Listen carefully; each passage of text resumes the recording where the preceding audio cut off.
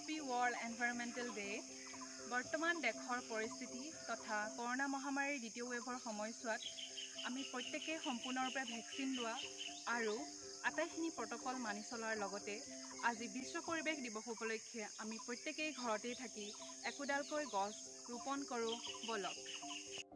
এই পৃথিৱীখন হৈছে আমাৰ মাতৃ আৰু আমি এই পৃথিৱীখনৰ সন্তান। শৈশৱৰ পৰাই লালিত পালিত হৈছোঁ এই ধৰণী আইৰ কোলাত।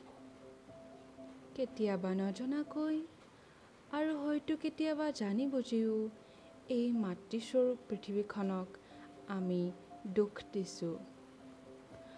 আজি এই বিশ্ব পৰিৱেশ দিৱসৰ প্ৰাক্ষণত আমি প্ৰত্যেকেই এটা কথা উপলব্ধি কৰাটো প্ৰয়োজন হৈ পৰিছে যে যেতিয়া পৰিৱেশ সংৰক্ষণৰ কথা আহি পৰে, প্ৰত্যেকটো সৰু বিষয়ে ভূমিকা পালন কৰে। পৃথিৱীখন সেউজীয়া কৰাৰ স্বাৰ্থত তাৰ বাবে আমি যি সৰু পদক্ষেপেই নলওঁ কিয়।